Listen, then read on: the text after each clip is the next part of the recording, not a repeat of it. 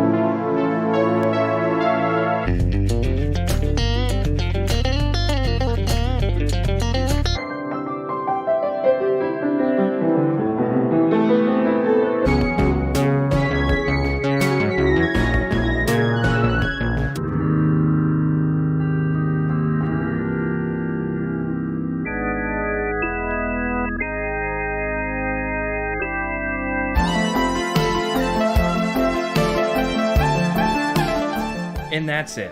Will I do January next year? If you'd like to see any of these in longer form, I'll leave a link down in the description and the pinned comment to a Twitter thread where I'll post them all. Come say so down in the comments. Be sure to like and subscribe, and I'll see you all next time.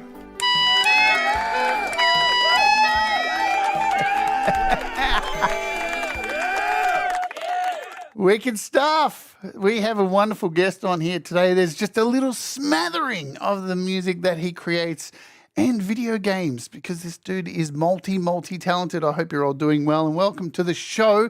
Glad to see so many familiar faces here. We'll have our guest on here in just a moment. But as always, we have to thank today's sponsor of the show. And of course, you know who it is. I know who it is. We all know who it is. Of course, it is DistroKid. Yes, DistroKid, man. If you are releasing music, then what are you doing? Not using DistroKid. You need to use DistroKid. They are awesome. I've been using DistroKid since 2016, and I have so much music out there because they are just the best, in my opinion. There are 3 tiers you can use with DistroKid. The musician plan, which comes in at $22.99 a year. You get unlimited songs upload, so album songs, whatever you like, EPs, it's all up to you. Your lyrics in Google and more. You also get a Spotify verified check mark, create royalty splits, iPhone access to the app, and there's a whole bunch of really cool tools, and all your music gets spread across to the likes of Amazon and Spotify and Apple and Tidal and every one of the big names that are out there. And if you use my code over there in the corner, distrokid.com/VIP/Jade Starr, you will get 7% off your first year. There are 3 plans that you can use here. Musician Plus is the plan where you get 2 artists that you can use over 1 artist in the first plan.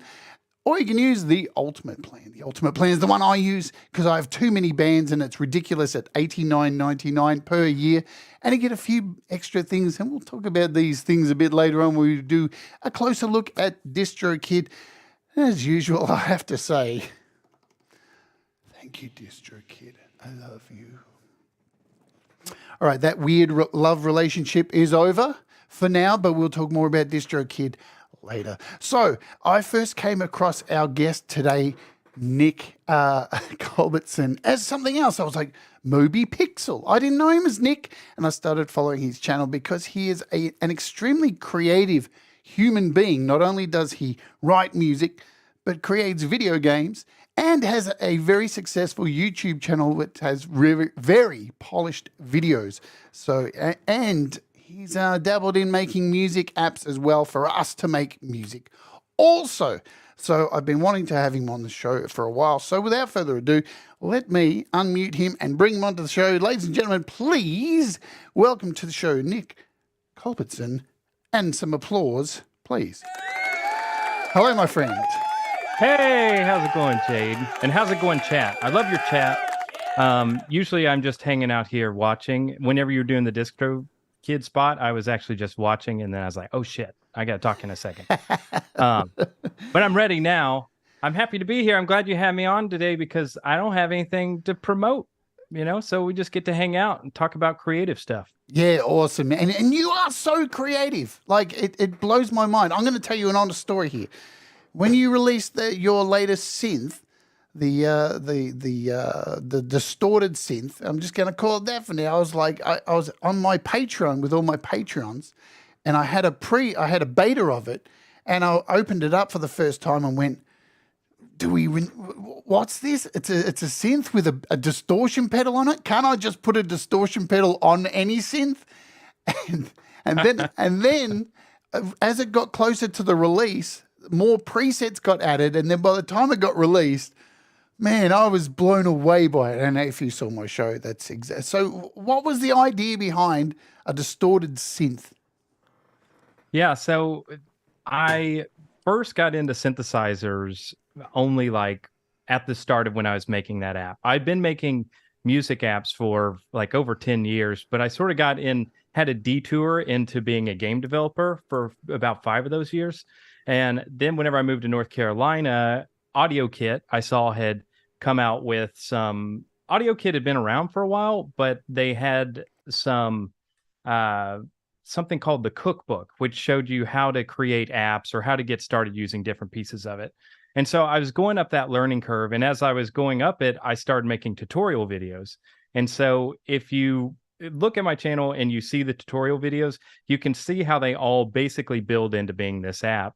But I didn't just want to have an app that was just a generic synthesizer. I wanted something that sort of combined my interests.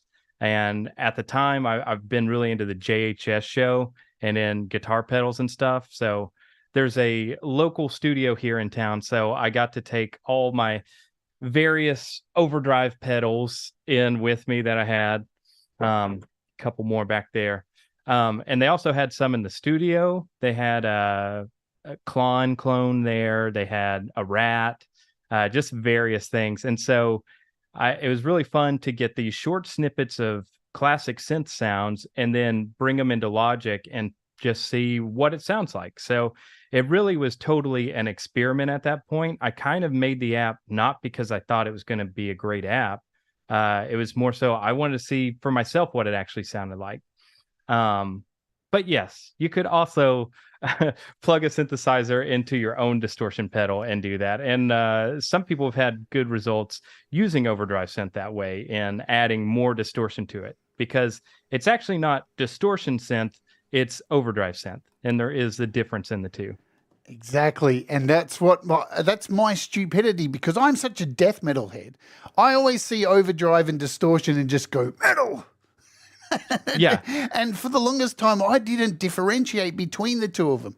And Leela's written here, I remember that Jade had to eat her words, and I did, because I was like, man, what? And the other thing too, I hadn't put together that you were Moby Pixel. It's so strange. I think it's probably because I remember you with short hair like you have now, but in your promo video, you had long hair. And for some reason, I didn't put together the two. And I'm like, oh, all right. It all makes sense now, because I'm a dick. I'm a dick. But it turned out really awesome. And I remember doing the show and just being thoroughly blown away. If you haven't seen the app, my friends, here it is. This is Overdrive Synth. It was one of the grooviest apps that I got to play around with. I was just blown away by it. So I'm always blown away by the creativity of people in this community who are making apps. Well, thank you. I mean, I was going up that learning curve, and it's just so fun to learn about this stuff while I was creating the app at the same time. And as you can tell by the look of the app, it has like that synthwave aesthetic. I'm big into like the synthwave 80s neon stuff. So again, that was like another way of combining some of the things I was into.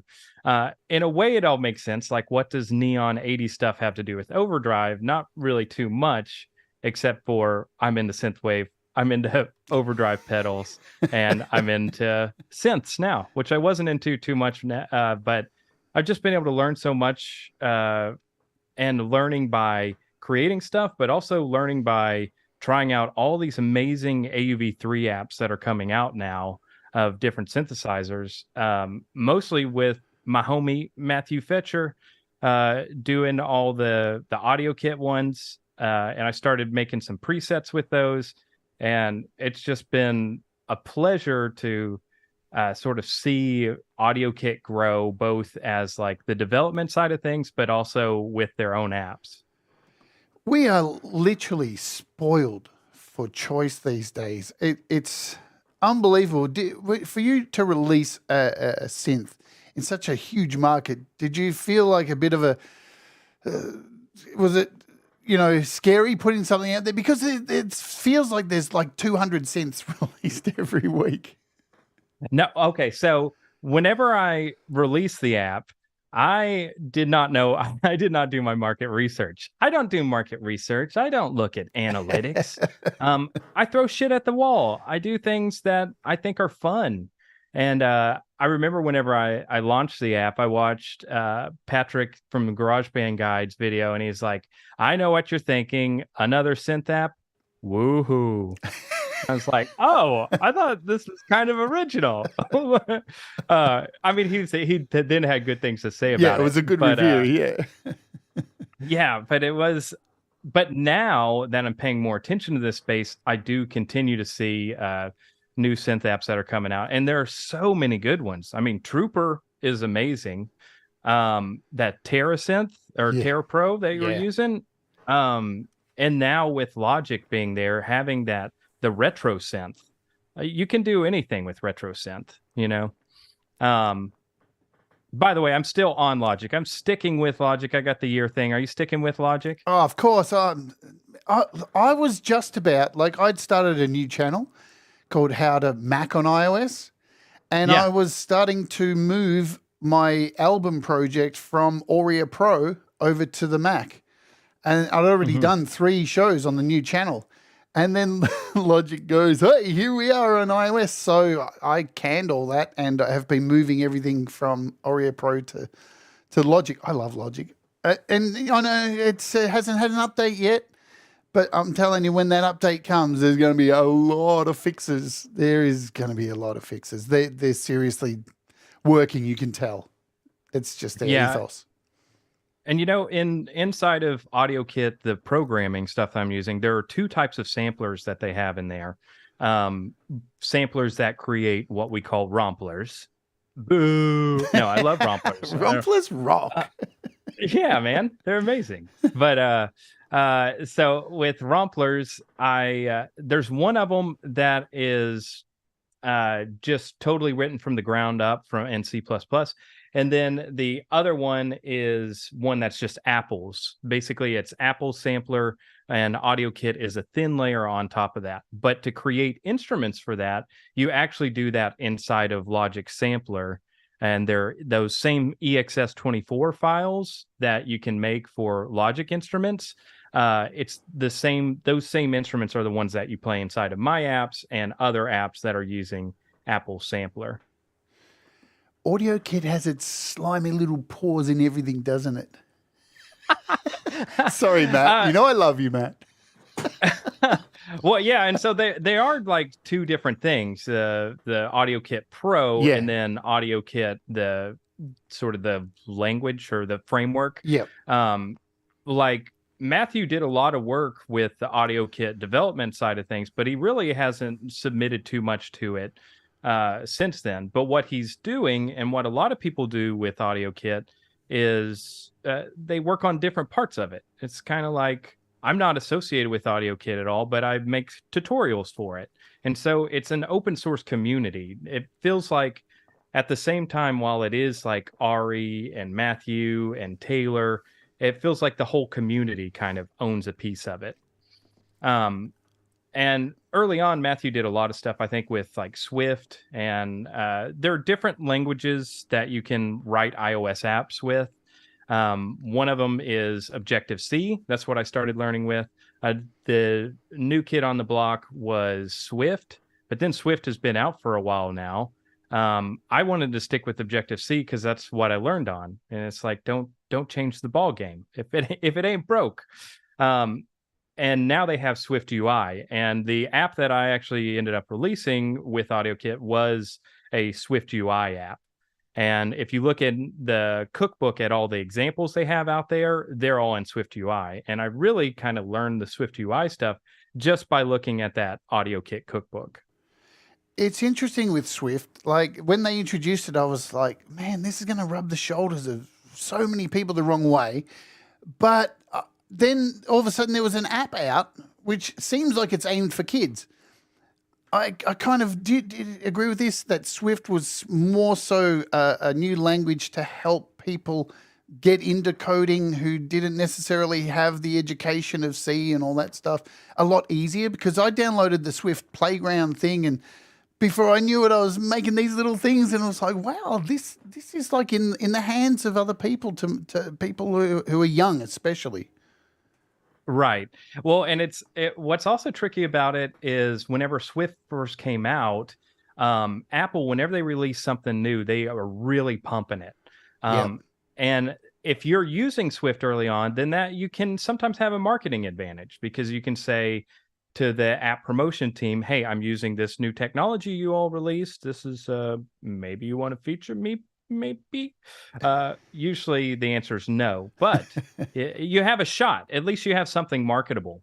But the problem is whenever Swift first came out, it was like the very next year, they're like, that's old Swift. Now we've written a new Swift. This is new Swift. And then next year is like, I'm sorry, there's a new Swift. And it just kept on changing. But at the core, Objective-C has still been there. It's just the syntax, the way that you're writing code is more readable with Swift. Whenever it's like Objective-C, and I like Objective-C because that's the language I learned to program with, you would have to declare your variables and your objects in all these various different places. And now all the way up to Swift UI, you can manage the whole project just in a single file. Yeah, it seems more gamified in a way of Swift. Yeah, to create, and that's fun especially if you're learning to make games and you're in a gamified environment. Like I did a show this week on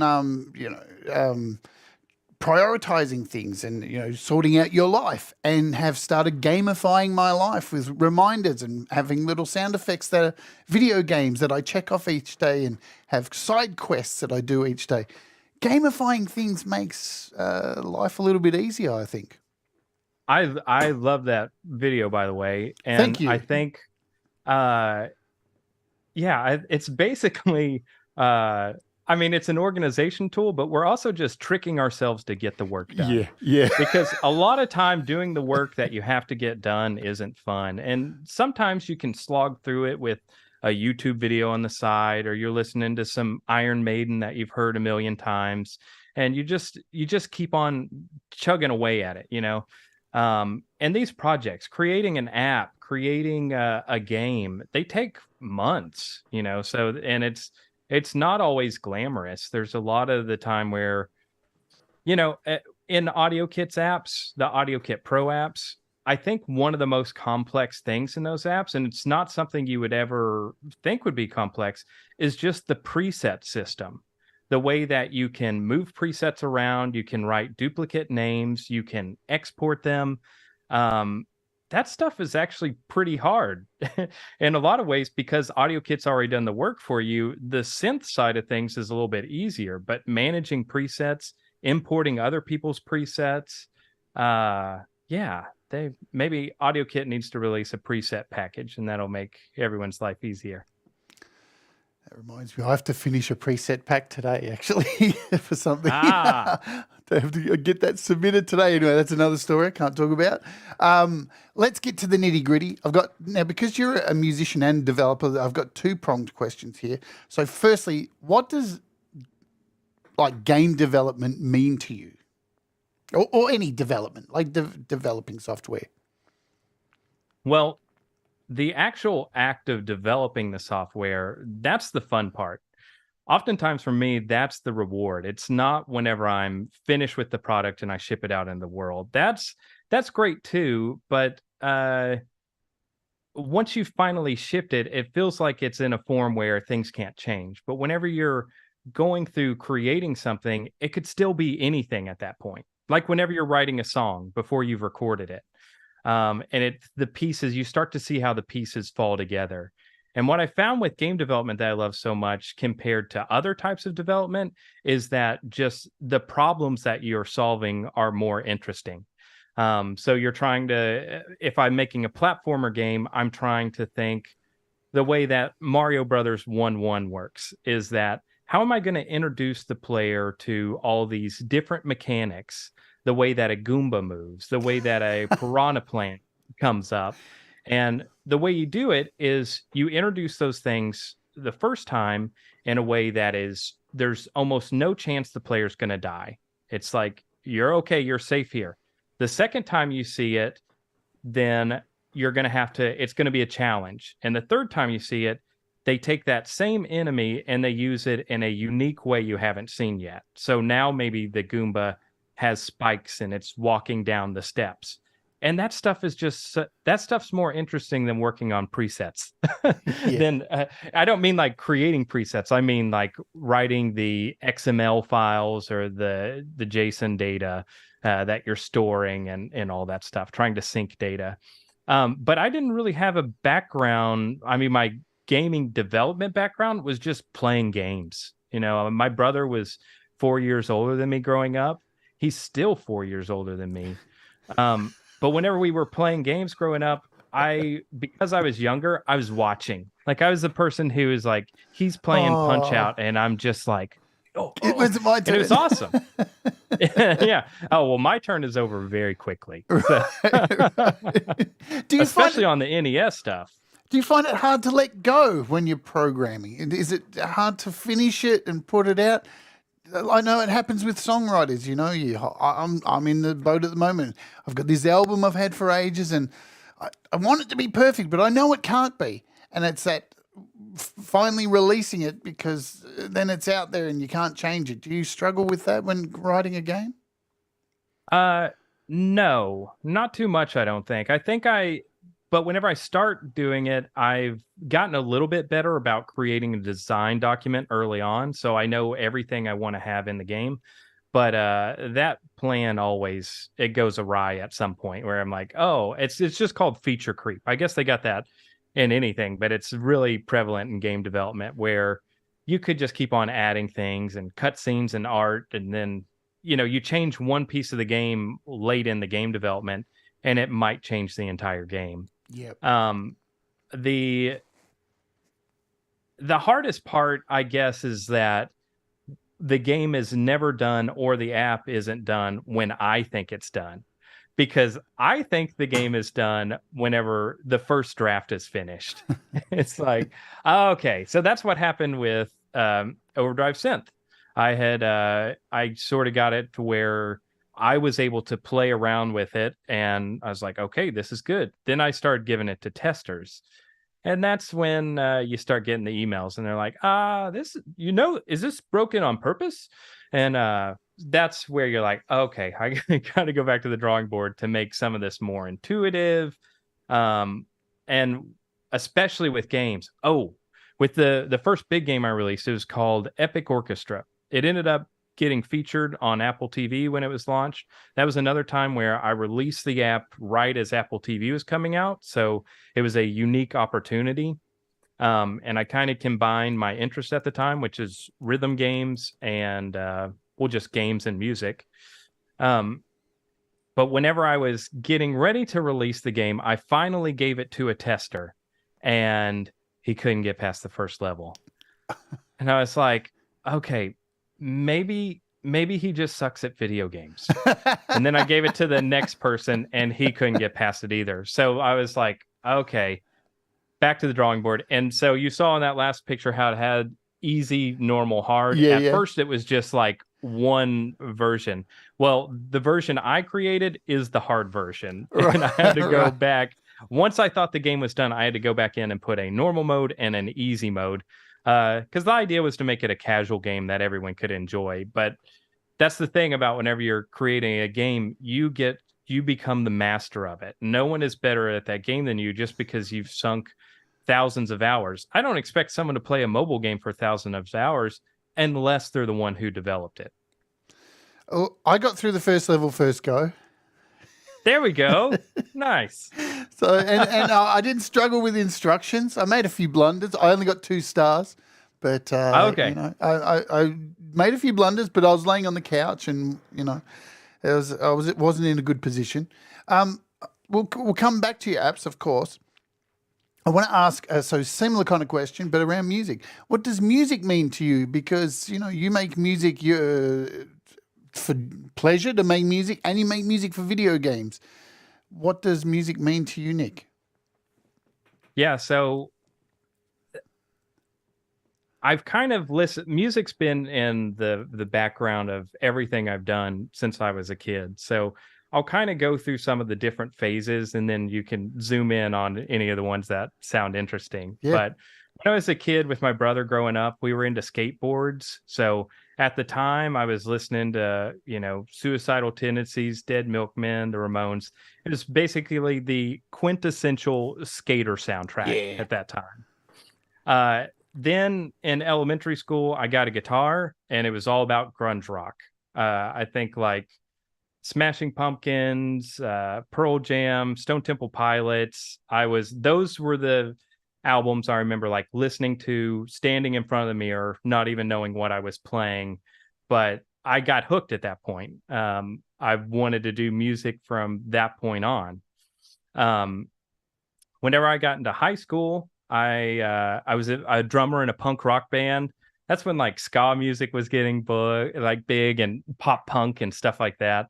But it's never like a hard cutoff where you're like, I don't listen to grunge anymore. They kind of like bleed together for a little while. And then once I got into college, that's when I was, I guess, into post-hardcore. I was in a post-hardcore band, and I went to college for music business. So I ended up getting a music business degree while I was there. The school I went to was close to Nashville, Tennessee. So they basically, you graduate there and they try to feed you into Nashville to get a job. I got into Nashville and I was still trying to do my rock stuff, but the country music was paying the bills. So I started just being a country guitar player. I got to play in Japan, and I did a European tour with people. And then I played a lot of shows around Nashville with artists that were just up and coming. It was basically similar to what I would call the Taylor Swift effect, where it's these parents who would have money. They would bring their kids to Nashville to try and have them become a star. and they get with an A&R person or something. They have all the talent in the world, and that's the crazy thing is you would have thought that talent nets success, but in the music business, that's not necessarily the case. And so I was playing with these artists. They were losing money. I was making a little bit of money. I think probably their managers and stuff were the ones who were making money. And that's how Nashville was at the time, is like it has a way of extracting money from people. Unless you're like the big artists, I did play with a couple of bigger country artists who were past their prime. Joe Diffie. I say past his prime, but he still sounded like exactly how he sounded on the radio. I played with Daniel Peck. I played with artists named Kate and Casey. But eventually, also in music business, you can't just be a musician. You have to have all these other side gigs. So I was a guitar tech. I was working at Olive Garden. I don't know if you have Olive Garden there. It's fine We cuisine. don't. Oh, I've had it in America. I had a friend who took me there just raving about it. And I don't know if they were joking or not, because when we got there, they're like, "You wait till you have the breadsticks." And I was like, really? Like, it's an artery clogging good time. It's like Sizzler. Yeah. It was not. Anyways, but that's what I when I got my degree, I started working at Olive Garden. That's what my internship sort of turned into. I went to one job interview that was in the music business, and when I got there, my mom had bought me a suit as this like little out of college kid showing up, and the dude who was interviewing me just didn't even pay attention. He just handed me the like an application form, and he sat on his computer while I filled it out. I think I had to like text my girlfriend, now wife at the time, like, "What's our address?" Like, we just moved. It was not the best showing. But one thing I did learn in that school was that it's all about networking. And from the time that I finished, man, I got really off track with what your question was. No, it's going to come back. No, there's so many things I want to talk about from this. But I for a while there, I could draw a direct line from that internship got me with playing guitar for an artist. That artist hooked me up with a producer who then was working for a record label. That record label wanted to create a radio app, and they knew that I was getting into app development.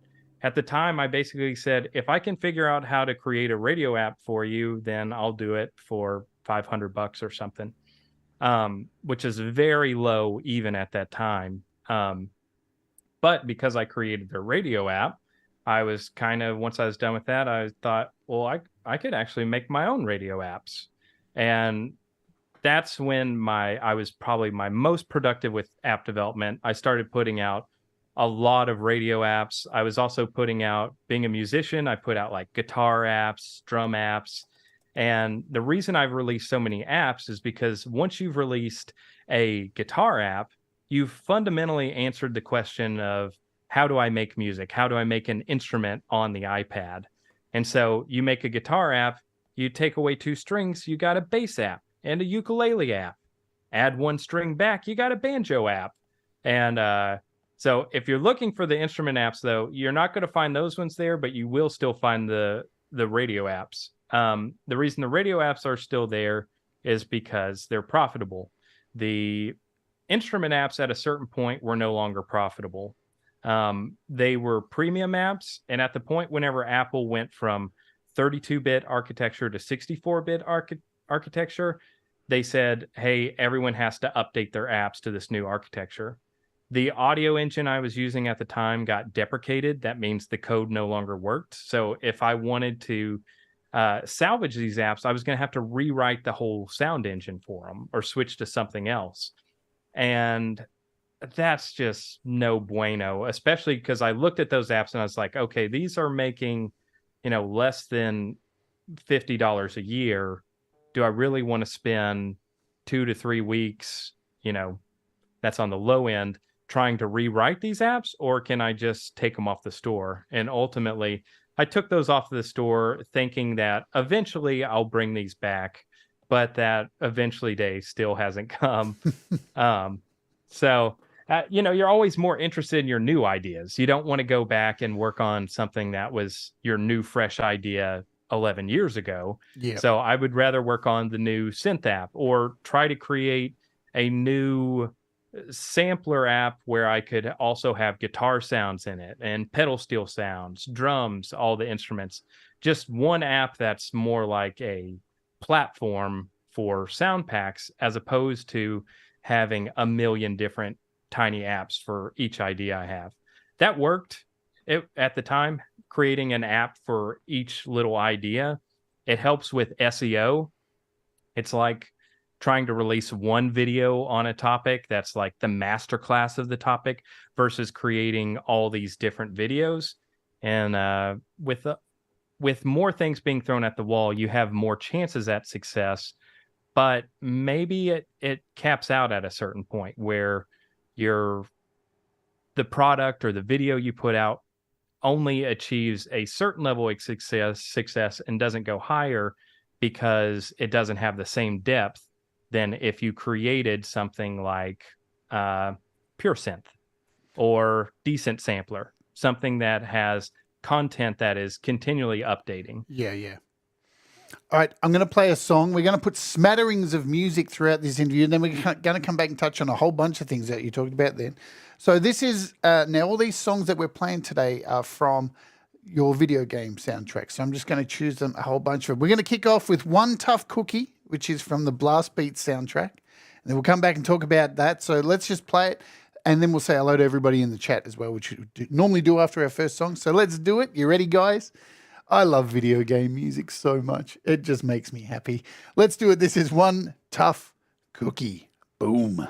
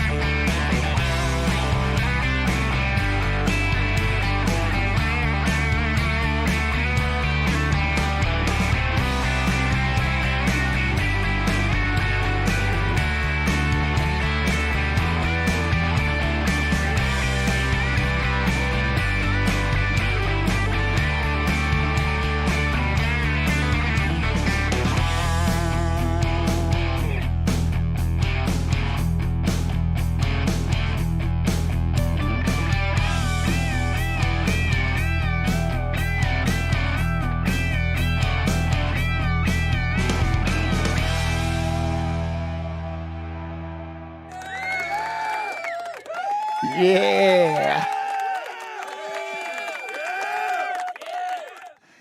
Man, I love it because all the songs from across all your games are different. And I love that. I think it was Kingus who wrote there in the chat. You can hear that country twang in there, that Nashville twang. Definitely in this one. Yeah. I still love the Nashville sound, like the guitar stuff. I mean, for all the flack that country music gets, the guitar playing is incredible. You know what? I don't dislike country music or Western music. I don't dislike any type of music, except for maybe dance music. Does my head in. But it's still, I think one of the things, when I was younger, I used to look at styles of music that I didn't like because I was a metalhead. And to be a metalhead, it's almost like a badge of honor that you have to hate music that isn't metal, right? Or you're not metal enough. But as soon as you're able to grow older, grow a brain and go, man, there's so much in other music that you can take and borrow and put into other styles. You have to appreciate music. You don't necessarily have to like it. But if you can't appreciate music, then you're in the wrong industry. Yeah, for sure.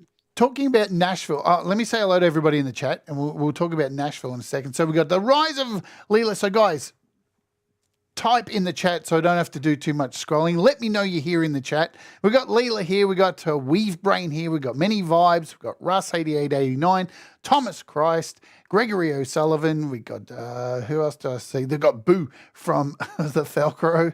And there's Kinger's Music, FPC's here, Kim Harden Hudson, hello. I saw Pete Johns earlier as well. Yes, I see you, Felker, I see you. And Tremor Bear and Greg O'Sullivan. I'm trying to remember. Abe the Band. So thank you for letting me know you're here so I can do a shout out because I know shout outs are bloody important. We need to do our shout outs and let everyone know who's here. If you're not shouting me out, I'm not going to call you out. So let me know if you are here and then we can move on because I want to find out about Nashville because... all right, I'm going to move on from shout outs. Last chance going 1, 3, 2, 1, boom, go on. All right. Nashville does seem like a place where networking is very important. It seems like if you want to break into the scene in Nashville, you want to hope that somebody who is old school in the Nashville scene like spots you and pumps you up and says, kind of like hip hop, it's a very similar thing. If a hip hop artist notices you and says, hey, I like this artist, everyone's going to jump on. I haven't been to Nashville, but is that the case? Like if, it's one of these big artists says, hey, this person, you're going to kind of go far to some level? Yeah. And you also have to be persistent. You have to be there and ready whenever they call you. You have to say yes. Like at first, you just got to say yes to everything. Somebody asked me if I was a mandolin player for a show, and I was like, yes, I play the mandolin. And so I went and bought a mandolin so that I could play that. Same thing with banjo. Like I learned banjo just for a gig that I was getting. But I'm so low rent that I bought a banjo that didn't have a pickup. And I made my own piezo pickup for the banjo. It's like, well, I'm already here. Let's go. No takebacks. But yeah, definitely who was sort of important. I remember it also, you would think that they say the cream rises to the top. You would think that means that the best musicians are going to be the most successful. But that doesn't even matter for the side people. It's the people that other people enjoyed hanging out with. Yeah. So it's almost like having a good handshake and being a cool hang. That was more important than how proficient you were on your instrument. I mean, you can't suck.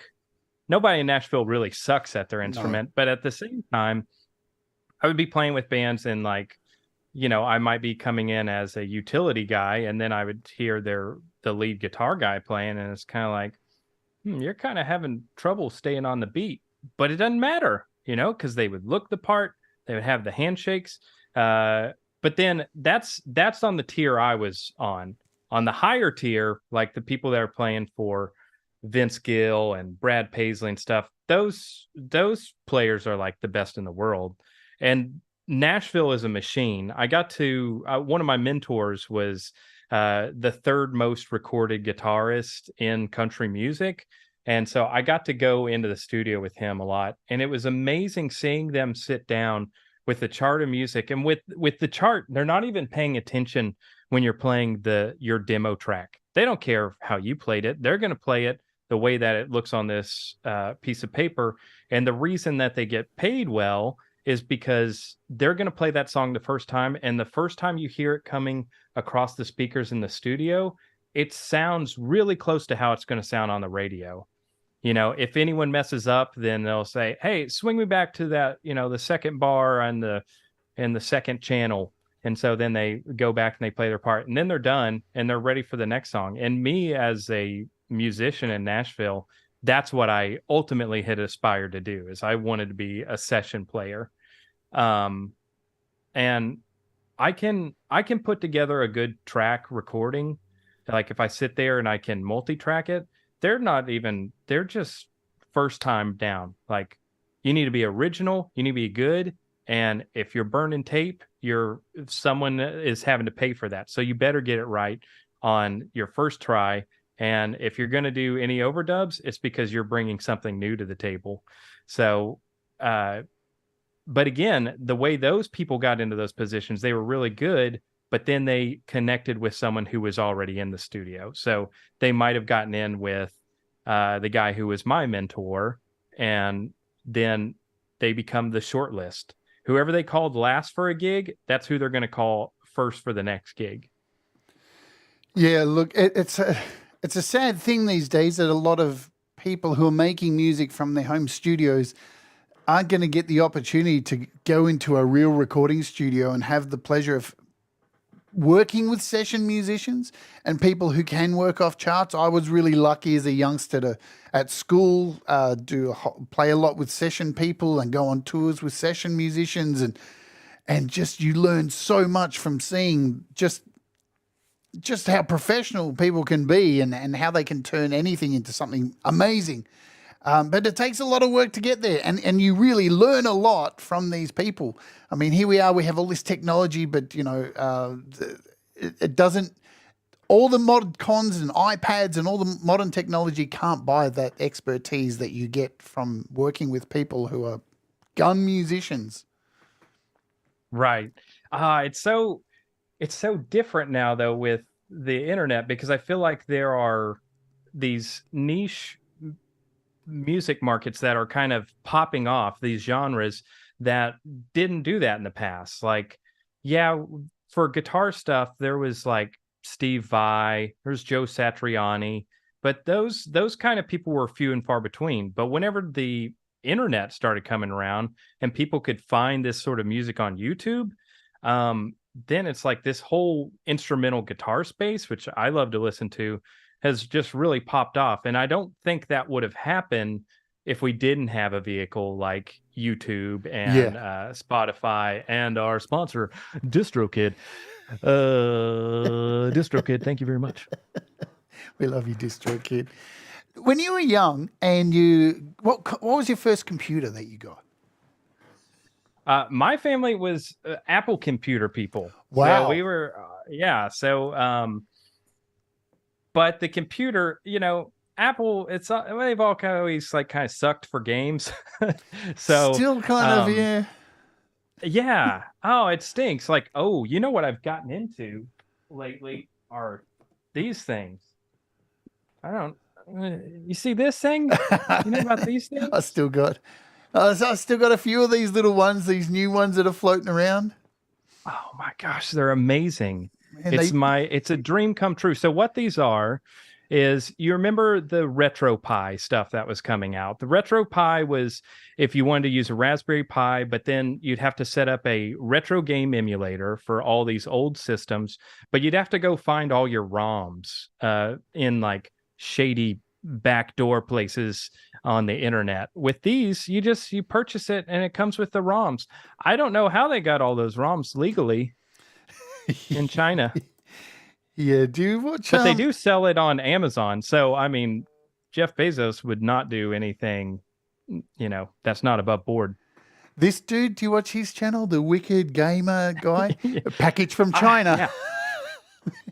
There's Yeah. so many of these things that drop. He gets these little packages, and they're just full of these little handheld devices that are just fucking crazy. Like, they got all your favorite games. They're even like emulating PS1 and the handheld PlayStations, Nintendos, and it's all in a little Game Boy device. Yeah, It's yeah. nuts. It is. I just played through Tony Hawk Pro Skater on these, and I also it has MAME stuff, so Yep. you can play arcade games. So you can play Mortal Kombat 2, Yes. the arcade version, on this little handheld, and I also have one that's on my TV downstairs that I can play. But I just grew up on that stuff. I was so attached to video games growing up. I think I was with my brother also, but my parents got divorced, and I think because of that we were a little spoiled. Sorry about your dad. Here's some video games. So I spent a lot of time playing video games. That, and I mean, I like soccer, I like music, but I feel like sort of everyone growing up in the 80s and 90s, that stuff was the cutting edge technology. And so those video games were basically my babysitter. But also, whenever I think back to memories of my childhood and stuff, video games are just the touch point for everything. And and music is always a memory of that too. I remember going to an arcade growing up where they had NBA jams and they had Mortal Kombat, and I was listening to Counting Crows, August and Everything After. What an cassette amazing tape. album.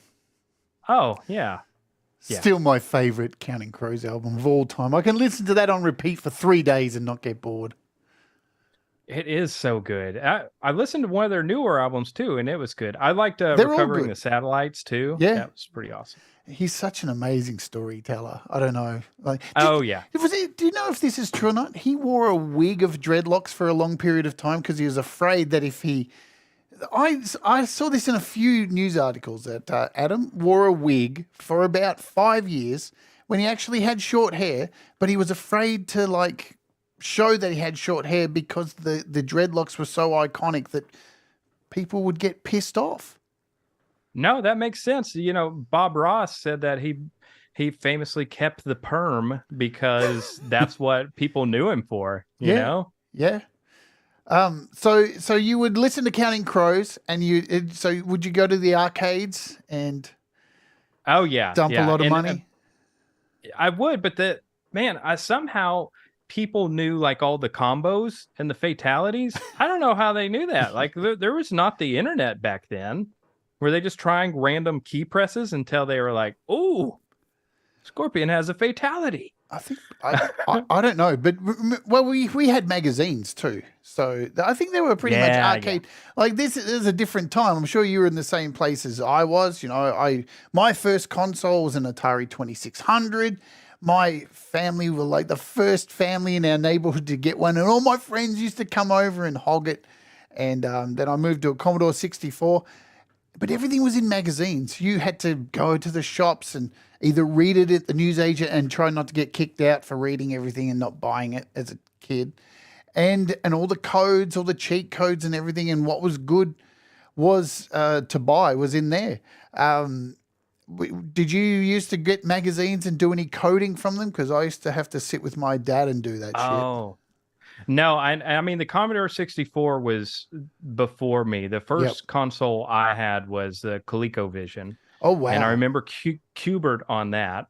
But we may have had an Atari, but it wasn't until like when the NES came out, I was just hooked on it. And the NES and Sega, SNES, Nintendo 64. I basically stayed on the consoles until I got to Xbox 360. And at that point in time, I was in Nashville playing with artists, and a lot of the gigs were on the weekend. My wife was working at a paralegal office, and she would be like, she would go to work, and whenever she'd go to work, I'd be like, all right, bye, honey. And then I get on my Xbox 360 and I'm like, all right, come on, Butthurt 69. Let's do this, man. And like you have like this group of people you're gaming with, and then after a while you're like, is this what I'm doing with my life? No, push those thoughts out. Let's just game. Ultimately, I think I was like, I just need to step away from games. And I really did step away from games until several years until I started making games. But what got me into making games was that I think at a certain point in your life, nostalgia starts to creep in. It's like your whole life, you're just looking forward. And then after a while, you look back and you're like, Ninja Turtles was really awesome. And then you start thinking about playing all those games. So that's why, like, I'm at peak nostalgia right now with this thing. So this is all, by the way, this is Anbernick, in case anyone wanted to know. They're the second sponsor. It's DistroKid and Anbernick for the show. But yeah, I got off track. I love video games. Thank you. I'm still addicted. I was playing Tomb Raider, Shadow of Tomb Raider last night. I've had it for ages, but not played it. Left it in the back burner. Oh man, it's so gorgeous to play. It just freaks me out to see that we came from Donkey Kong, which still is one of my favorite original arcade games, to now things like Lara Croft, and it gets to these scenes where you've got to crawl under things, and then it goes to a cutscene of it crawling through, and it goes to this first person. It just blows my mind how... Yeah, I'm not into the next-gen stuff right now, just because I don't have a next-gen console. I'm just like, with these emulators, you have all the games that you never had as a kid. You have the ones you did have, but you had the ones that you didn't have. It's interesting with Donkey Kong. Did you... oh, wait, are you talking about the original Donkey Kong? Yeah. Like the arcade cabinet? Yeah. Have you seen that Carl Jobst on YouTube? He's been covering like the Billy Mitchell lawsuit. Billy Mitchell's the video game player of the century, and he cheated. Yeah, is this the one? Yeah. Allegedly, yeah. Yes. So I don't know. That is another side of YouTube. Are these videos that are like takedown pieces or something, and it's just total garbage. It is. And I'd spend so much time watching it. I don't understand. Why? Oh, it's just the lowest common denominator. And then you're just like glued to it. It's like, oh, and these are people's lives, So you got to hope for a little bit of success, but you don't want enough success to where you end up on Carl Jobs' YouTube channel. It's true. I watch a lot of this shit too, where it's like, I watch a lot of these little, what are they? The little documentary shows where it's like, this YouTuber started off so well and they had all these people, and then all of a sudden they said the wrong word, and now look at how their views have gone down, and it's just like, that's their dinner. And you're making money from it, and I'm watching this. What is wrong? There's something fundamentally wrong with this shit. But I can't stop. I click on it every time. Yeah, it's my fault. Has to be a support video. And then I watch takedown videos of people trying to take down the YouTubers that are taking down other people. It becomes this total meta thing. It's Pac-Man. It's so weird. It gets the clicks, and that's the problem with these platforms that are all dictated by human behavior, which gets translated into an algorithm. They've determined that if this video were something where you were saying, I'm quitting YouTube, then it's going to get more clicks than, hey, here's a channel update. Something really exciting is coming to the channel. Yeah. Call me when there's drama. Yeah, drama sells. Drama sells. Like there's this wonderful channel I watch every night before I go to bed.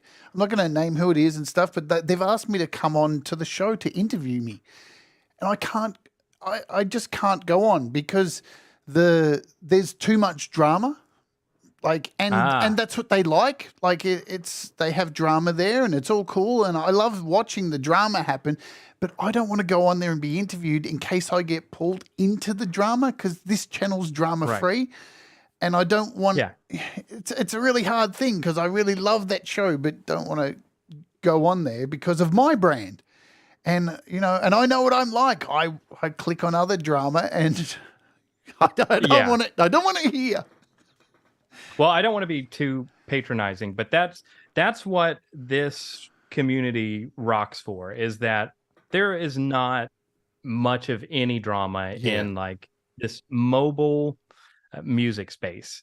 At least I haven't found it. I mean, sometimes on audio bus forums, things will get heated over, I don't know, LFOs, but that's not really drama. The drama is whenever you start talking about other people, and because someone has a larger audience, you start to treat them like they're not a human being. That's kind of not cool. I mean, I'll watch it.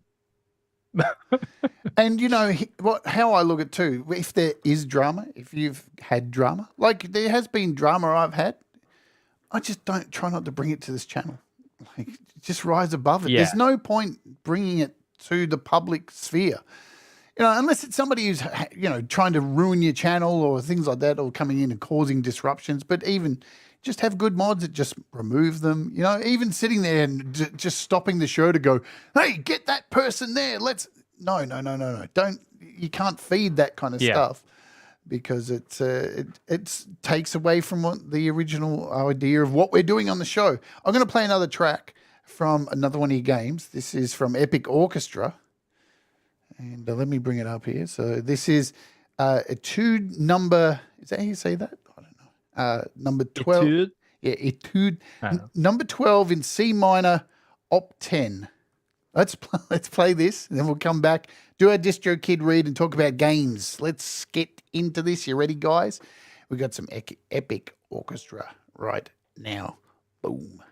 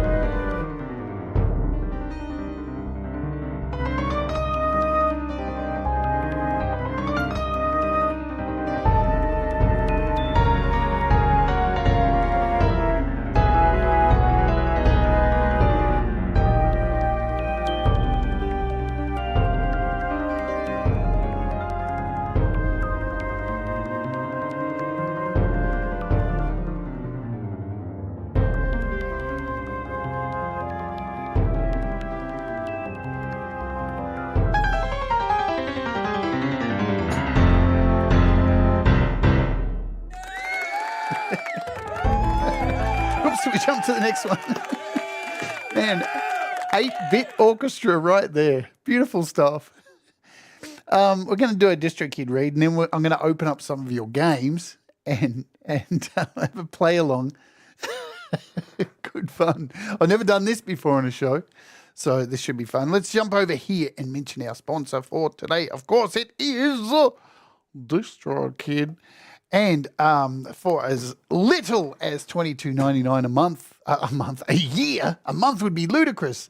You can release all your music through DistroKid because they're amazing. Through all the streaming services, which we mentioned at the top of the show, all the majors, Apple Music, Spotify, Amazon, Tidal. There's so many. There's even ones you've never heard of, and that's really exciting. If you use my code up the top there in the description, distrokid.com/VIP/Jade Starr, you can get 7% off your first year. But what we're going to talk about today is when you upload music. Now, you release all your music through DistroKid, Nick, which is awesome. I'm going to bounce over to the upload music section here. So when you do, it's a really simple form to upload your music. You choose all the places you want to release your music, how many songs, so is it a single or an album? So you've got all those options. Has it been previously released? There's my nice band name in there. That's disgusting. Where you want the songs, so Instagram, Apple Music, Facebook, you can have your music released there as well. You can create your own record label on the second and third tier, your image, song title, the actual file. But when you get to the bottom, this is an important bit, which I see people do, and I'm going to focus on this today. YouTube Content ID and YouTube Creator Music. I'm going to ask people in the chat, do you select this box? This is the box that you select if you want your music to be content ID'd. But what that means to channels that are playing your music, because there's a lot of shows here on YouTube that play people's music to get it out there. It means if you pay this $4.95 a year, plus 20% of YouTube ad revenue, you will those content creators will get a content claim. So, I always ask people, would you select this? I don't, because it's hard enough to get people to listen to your music already. I don't want channels getting struck down playing my music, and I'm just not that fucking good. Nick, what do you do in this situation with your music, because it's connected to video games? Yeah, I don't select that box, because if someone was doing a playthrough of one of my games, then they might get a content ID match, and then suddenly they can't monetize the video, and then they're mad at me. So yeah, I've never done that. Even for like public domain music, like what was that? Kevin MacLeod, remember he released all his music into the public domain?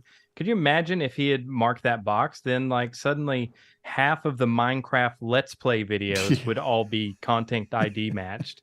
And so it's not really in the spirit of putting the stuff out there if you want other people to share it.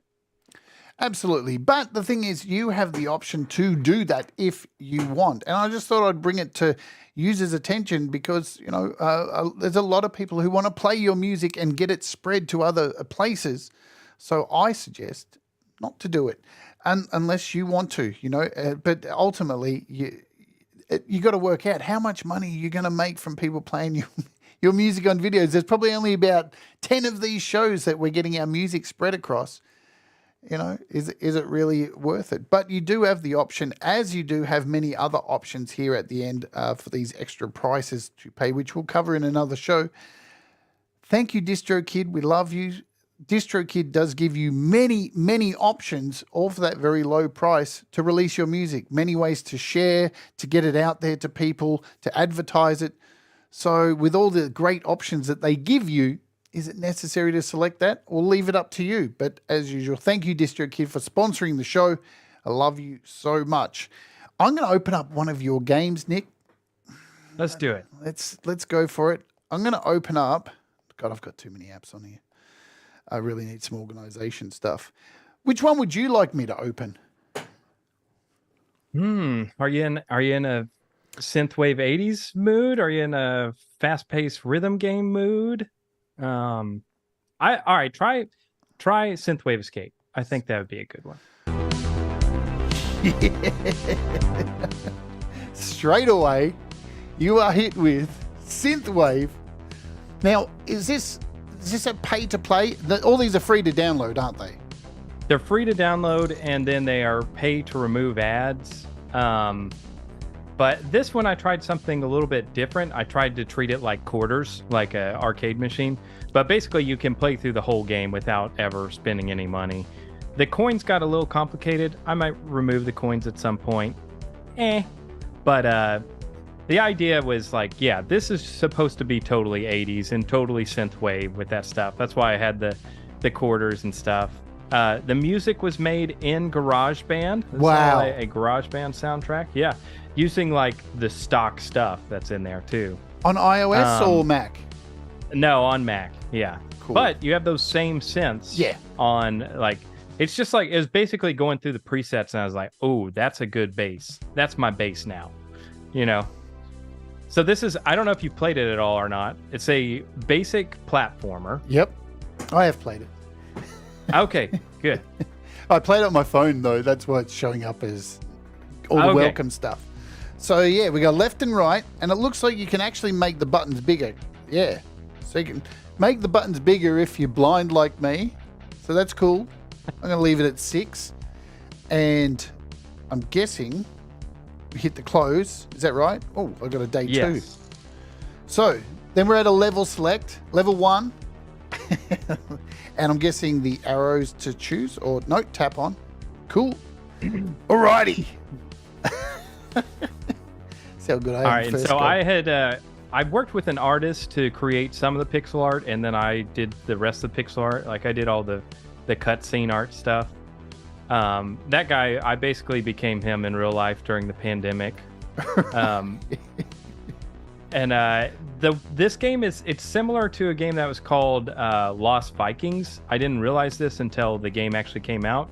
But the idea is each of your characters has a different ability, and so you have to switch between characters to try and find out how to get to the end of the level. All right, I'm jumping. Super jump. Oops. Hold for big. Hey, I did it. Yeah. All the sound effects are made with my guitar, so that was the... Wow. Everything else is just synths. That's wicked. I love these games, these runner games. Even though it's not a runner game, because you can control if you can go back and forward. Yeah, and as you get through it, you start to unlock other characters and stuff. But whenever I make a game like this or Epic Orchestra, I just get totally engrossed in the culture of whatever I'm creating. So whenever I was making this, I was listening to 80s stuff, but also The Midnight, that band, this great synthwave band. And I was into this artist named Signal Noise. I don't know if anyone knows Signal Noise, but if you like the 80s aesthetic, he's definitely the person to follow. After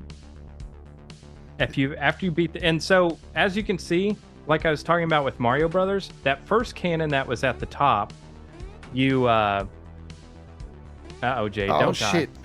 Just man. Don't die. Why would you die? Because I'm shit. See, this first cannon, it can't hurt you. It's right there. It's just showing you how the mechanic works. You don't have to jump past those. You can walk past them. Oh, really? Yeah, it's nice when you have the developer here to tell you. There we go. And then it gets more difficult as you see the mechanics. And if you see those same mechanics later on in the game, it's going to be more difficult. Please, don't, Jade. Just don't do it. You got this. Right at the end. Right at the end. That's all right. Just give it 1 star on the App Store. That's never would I do that. game. Ever. Wicked stuff. All right, we're gonna bounce over to another one because this is fun. So guys, you can grab these. They're free to download, and the links are in the description to both of your app stores, because you've got one under your name.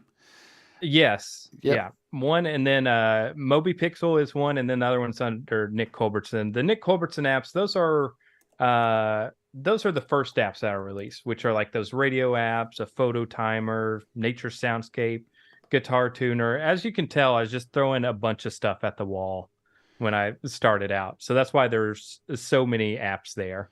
Video game radio. Nice. Christmas radio. Country radio.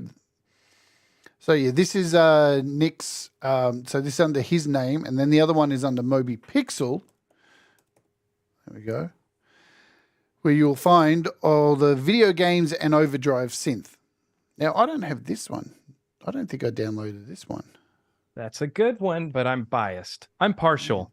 See, I only had 3 here. Purchase. Boom. Oh, notice my face. Face not recognized. And now it does. Yay. Let's grab another one. So I really love this. This is the Epic Orchestra. I'm going to allow. Hey, good on you. No, I don't know. I do for certain things. I don't for like, if it's some kind of dodgy camera app, like turn your face into this, because I don't know, a lot of those come from dubious places. But if I know the developer, I'll always do that. So, well, yeah. What's the idea behind this? This one was the first game that I released, and it is a swipe-based rhythm game. Again, I was like, because it's all classical music, I was listening to classical music at the time. I got into Chopin, who is like the one that you played the song from earlier, and Liszt stuff. Like, if you want to hear classical music that almost sounds like metal, Liszt is as close as it gets to metal, just in terms of like the chaotic energy that's there. But this game originally was for Apple TV, so it uses the swipe controls on the Apple TV. It's intended to be like super casual. Look at this. So I'm swiping, guys. Oops, I was too early there.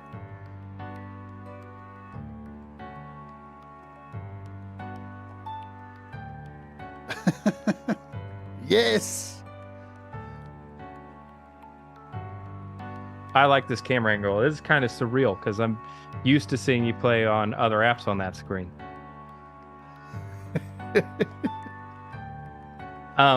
So I had coffee with a friend before this game came out, and it was before I decided I was going to get into game development. And I don't remember exactly what was said, but the idea was to sort of combining the things that you're interested in.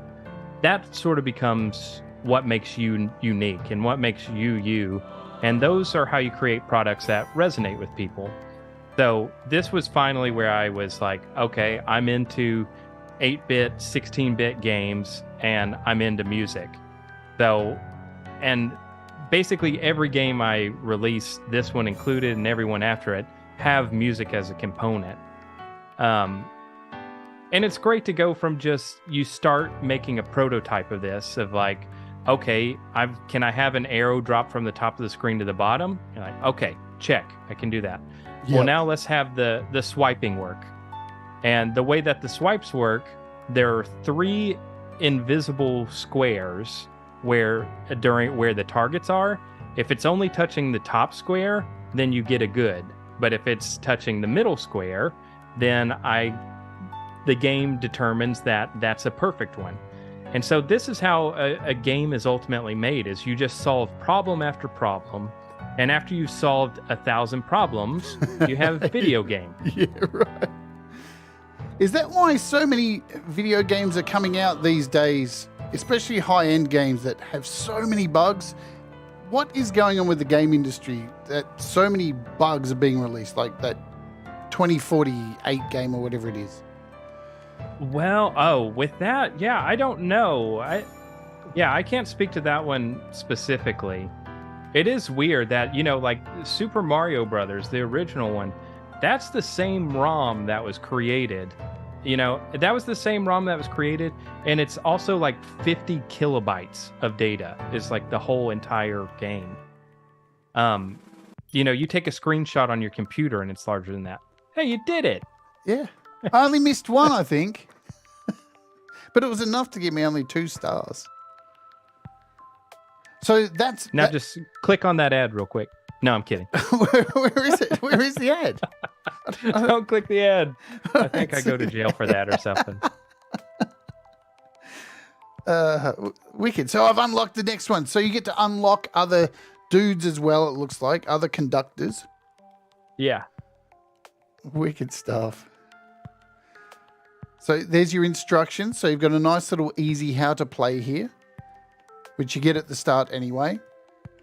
I love these, kind of graphics. It reminds me of the Tiny Tower. I was addicted to Tiny Tower for so long. But nice. Nice. Let's grab another one. I'm enjoying doing this. Then we got blast beats. Oh, it's the other way around. Okay, try the. Oh, I don't know if the other one might be that way too. It'll show for you guys, okay? See, but when I play, but you're sideways. But that's all right. Wicked. I reckon I'll be able to do it. Oh, this was the one I really struggled with. Yeah, so you just gotta. Oh. Yeah, you tap It's to the bass, music. isn't it? Just listen. Yeah. Of course, I'm hearing it on a delay, but I made this game during the pandemic. I also made like a behind the game series on YouTube, and this was fun. For the art for this, I had an art jam with some friends. I just like basically paid everyone to be there, and then I ordered pizzas for us all, and we just created as many of these little characters as we could. And I later went in and animated them. And it's just a lot of fun. It gave me an excuse to make like a guitar album. I've always wanted to make like an instrumental album. That's my daughter, Hannah. Oh, wow. That's cool. It's a family affair. I love that stuff. Yeah. Yeah, when I first started playing this yesterday, I was like, then I couldn't get it. Then I realized it's the rhythm, it's the bass. Yeah. Yeah, it's hard to get this one visually. You kind of get tunnel vision with it. Your audience has now just been hypnotized. You'll look away from the screen and you'll see those hexagons. That's a feature, not a bug.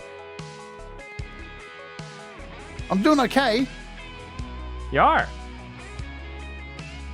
The first game, the Epic Orchestra, was made just in iOS, straight up, like using UIKit. The rest of these games were made using Unity. So if anyone wants to dabble with game development, Unity is free. They try to democratize game development. You can go in there and just start plugging around, play through some of the examples just to see what's available. And they have a great asset store that can, sort of jumpstart your project.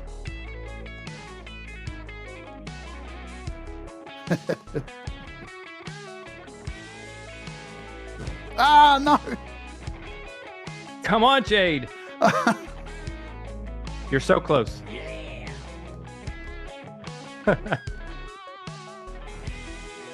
The little pie on the top. That's how much time is left in the song. Wow. That's the thing. The more you play this game, the more you can look around the screen.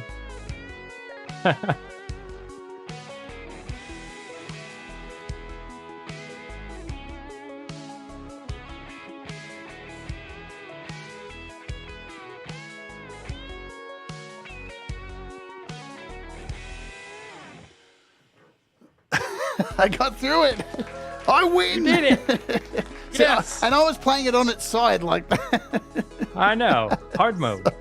Yeah, super hard mode. Ooh, I can't see properly. That's when the real level starts. Excellent. Good fun. I love that you make these games as well. And yeah, as you said, so the link's in the description to your channel because you've got videos showing the process of making these games, don't you? Yeah, I started really doing that with the last game you're playing, Blast Beats, because really any product that you release, what resonates with people are the stories and the people behind things. So if you just release a project and you don't really tell the story behind it, you're kind of missing an opportunity for people to connect with it in a different way. And the same thing, and sometimes we tell ourselves these stories about brands too. If, the Moog apps that you demoed just yesterday, if they had been released by some no-name developer, we probably wouldn't like them as much. It doesn't mean they wouldn't be as good a quality, but it's that we can attach that Bob Moog legacy with it, that it sort of tells the story. It's a company that still manufactures their stuff for now in the US and They also all the stuff's built in the same state I'm in, North Carolina, and that's really cool. Geert, he's a awesome developer who's one of the lead developers. I don't know if you know this or not, but also an Audio Kid developer works over at Moog too. But I don't know if he ever made it public or not. But he was one of like the core contributors to Audio Kit. How hard is it getting a game released? Is it the process of uploading it through the App Store? Do you get a lot of rejections? Is it the same kind of thing as releasing a music app? Because, they have a lot of rules. They have a style guide and all of that stuff, much like they do with releasing music. They have to fit into Apple's style guide, and because you can't have certain logos. I remember I released an album once from one of my band's Utensils, and the album is about corporations imprinting their logos in our brains and controlling us. So within the artwork, I had very slight faded images into this brain of Google and a whole lot of big companies, and Apple kept rejecting the artwork, and I had no idea why. And even though it was only faintly in there, and then I spoke to somebody at Apple Music, and they got back to me and said, it's because you're putting our competitors' logos in there, and we can't be seen as shitting on other companies. Have you had any issues with releasing stuff and getting your stuff around their style guide? Oh gosh, I've had so many rejections over the years, and a lot of times it doesn't come from my initial release, but it'll just be on some random update I'm doing. It'll get rejected because either they miss something and it should be working, or a lot of times it has to do with advertising. There are much stricter rules around ads. I actually just yesterday received an email from Google saying that I have 30 days to update the ad SDK in Blast Beats and in Synthwave Escape. And if I don't update the ad SDK by that time, then they're going to pull it from the store. And this is the first I'm hearing about it. And this has happened for years with it. I mean, fortunately, they're not just pulling the app off the store altogether, which could happen too. They've done that with apps before where they'll find something wrong. Like in the description of one of my apps, they don't have tags on Google Play apps. So I was just putting keywords at the bottom of my description. So it'd say, game, pixel art, and all this stuff. Well, apparently they didn't like that, and it passed review, but then one of their robots went in later and they just removed the game. And they were like, until you can release, upload a new build, the app's no longer available. And that is mostly releasing stuff, and it has been good.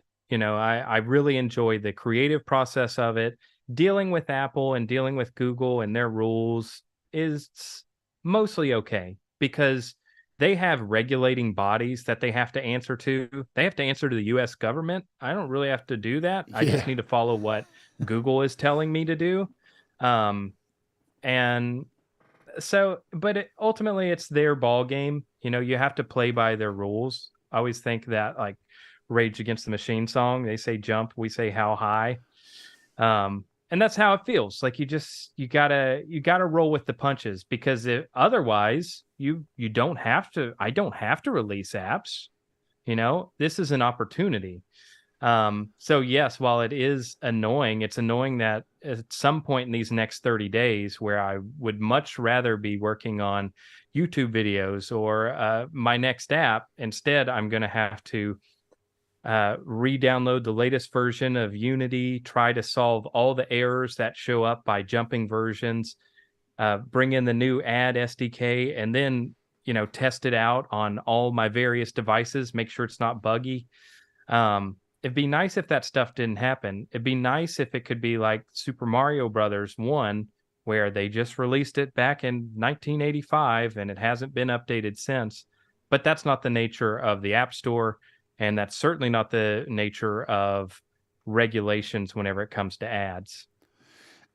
Pete John says it all the time. You know, we are renting space here on YouTube in the App Store, so you have to play the game. I expect it would be a little bit more difficult too when Apple release iOS updates, because maybe for music apps, it's kind of like, all right, here's an update. Developers, we've changed all these things, so now you'll have to go away and possibly change some things in your apps to work. But as a game developer, I guess there's more, because then Unity's probably got to be updated, and all these other tools that you use have to be updated first before you can go in and update the app to update to iOS. That sounds really like a big headache. Yeah, so I've found that it's best if you can limit your dependencies. So what a dependency for me right now on those games is, I do have to update Unity. I have to get the latest ad stuff from AdMob or AdSense, and I have to get the latest Android developer kit also. And then hopefully everything's not broken.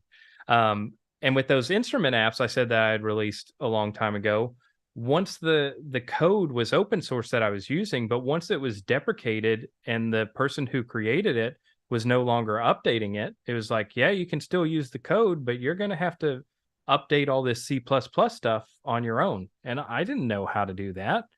And my side gig now is I'm a total audio kit shill.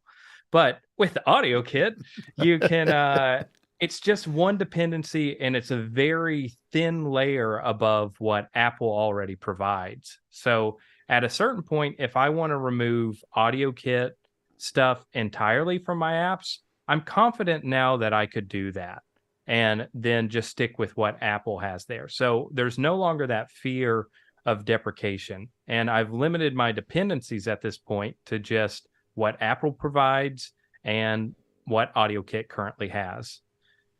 Whereas, yeah, with games, I have a new M1 iMac. I haven't even installed Unity on here.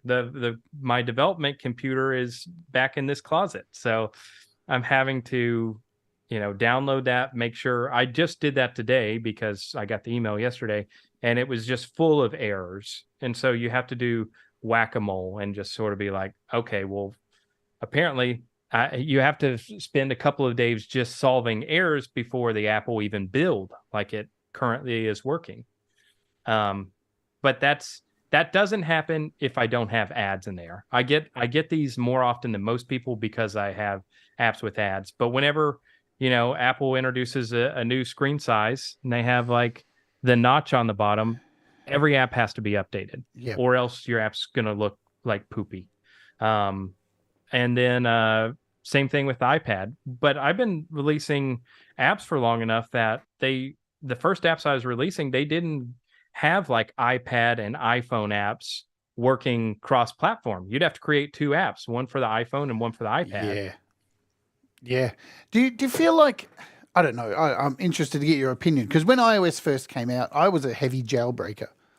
And the reason was I was so desperate to get an iPhone here in Australia. We didn't get the iPhone one because it was specific to carrier in the US, but I still bought one and imported it and was able to connect it to a Wi-Fi, and there was no app store, and I got a part of the jailbreak community and started learning how to tweak.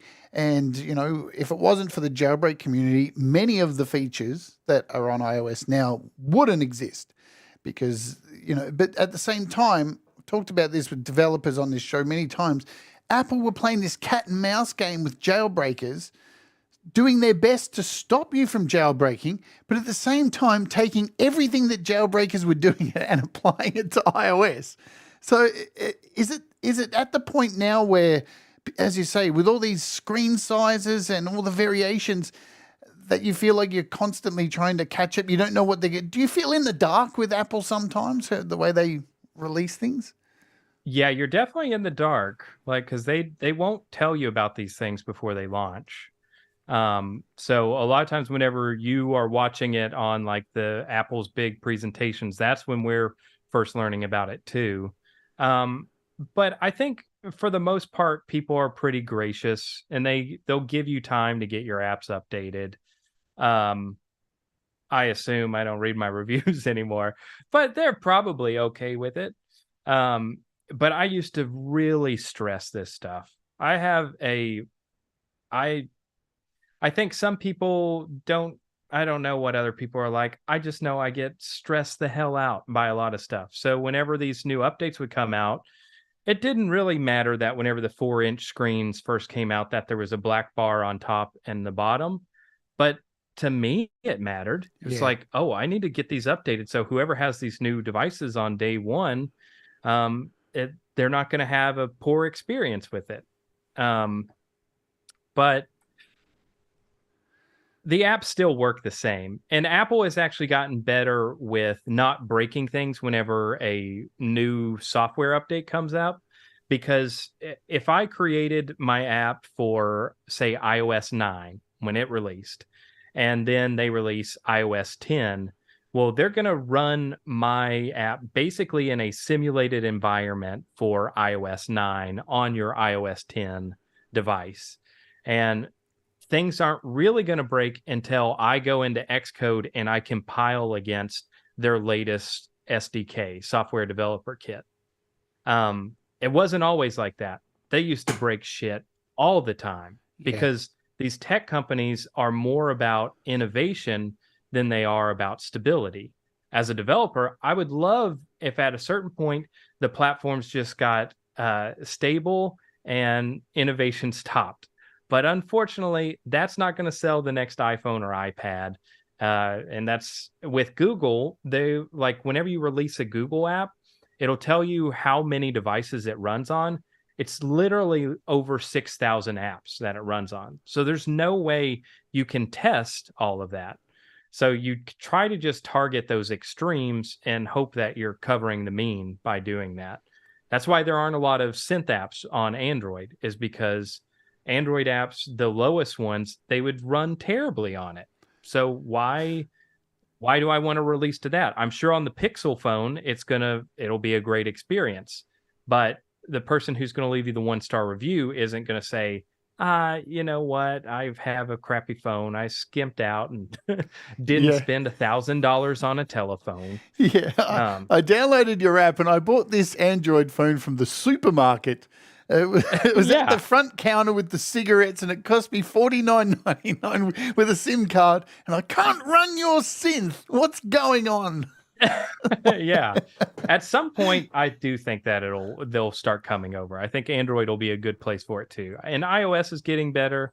AUV3 just sort of changed everything. Whenever I was making apps, those instrument apps early on, it was basically you just get to play on the app, but you're not going to be recording anything with it unless you're really going out of your way to capture the audio and then have a camera recording whatever you're doing on your device.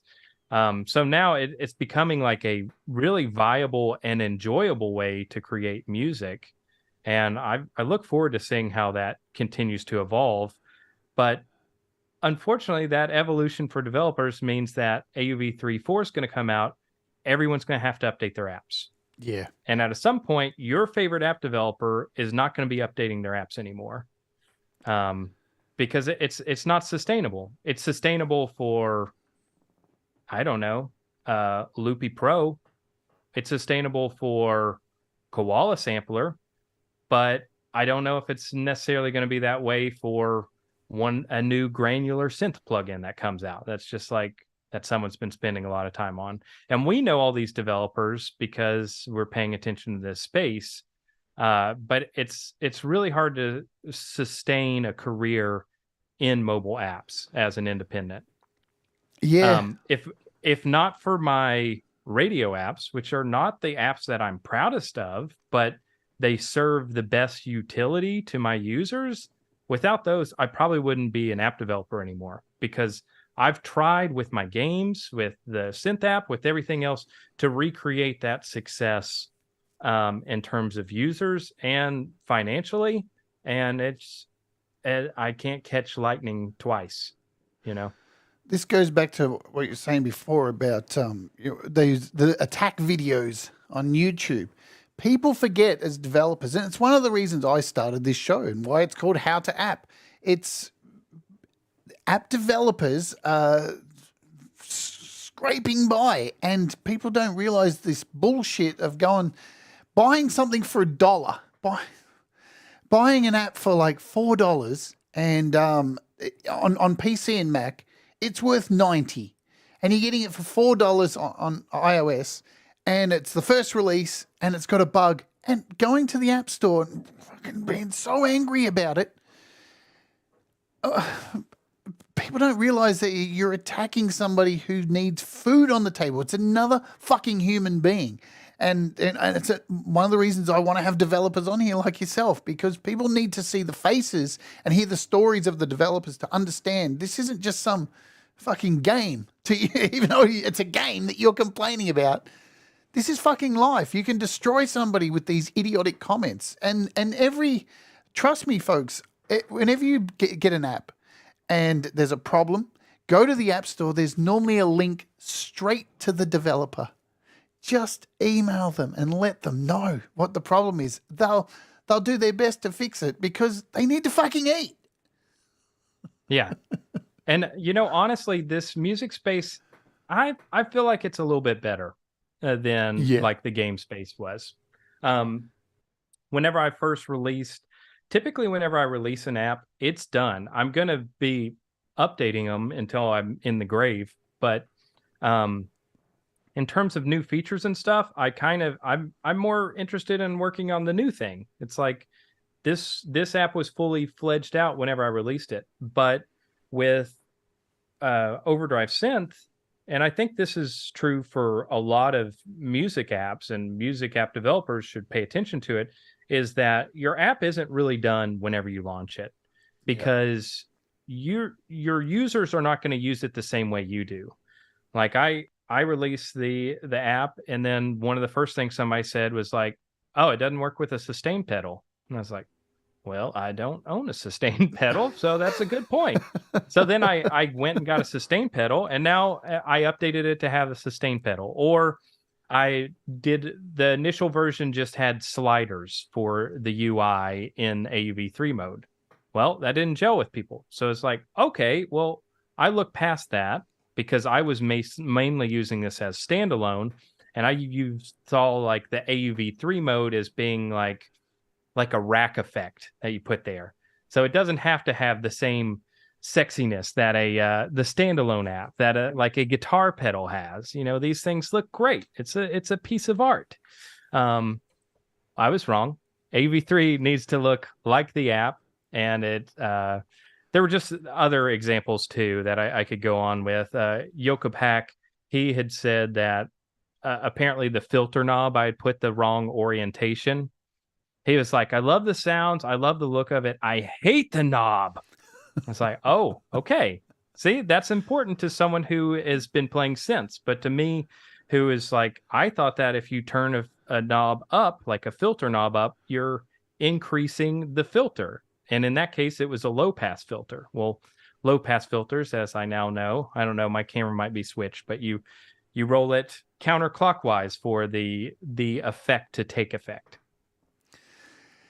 People, at least we have people like that to point these things out and keep, as long as it's done in a nice way, it's you got to not be nasty about these things. So the one thing about gaming I used to game a lot on iOS. I don't so much anymore. I found a lot because there was a time with gaming on iOS, probably around mid 2015 to 2018 kind of thing. A lot of big name video games from console were coming across, and you would pay the money and buy this thing outright and spend, and they were getting up high, like Final Fantasy 7 and all these apps were coming across, and you would buy them. I remember one of them, Alien versus Predator. I think I spent $22 AU, and in 2 months it was gone. And all these high-end games just started disappearing from the App Store. And especially Electronic Arts, they would just remove these games. And I felt like I was getting utterly ripped off. So I stopped gaming on iOS. And instead, I signed up to Apple Gaming because they're independent artists and they're going to continue to keep the games up there. Do you think the invention of the Apple Gaming platform in the App Store has helped gaming? No, I don't.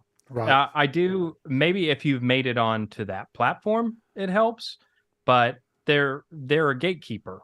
Yeah. So it's not like I've my game Bump and Dungeon. I had an Apple contact that was in the gaming space, and so I showed him the game early on before it was released.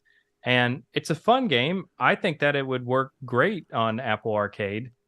They didn't think so, so it didn't go in there. So then it's just there in the mass population. But someone like yourself who might be paying for a subscription, then why are you going to go out and if I have Netflix, why am I going to go to Redbox and rent a movie or whatever? Do people go to Redbox and rent movies still?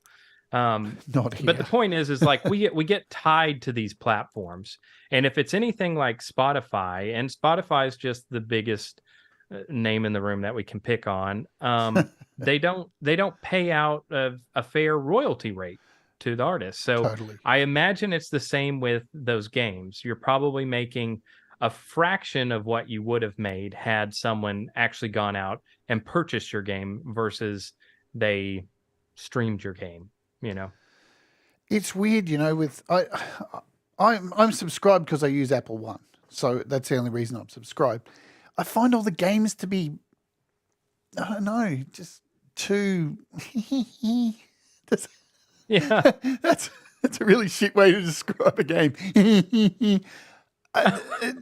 They just seem really Apple-fied and, I don't know, super Apple friendly. Like, when you watch a keynote and they're like showing, here's the new Photos app, and all the photos are so perfect and everyone's having a good time, like a Coca-Cola ad.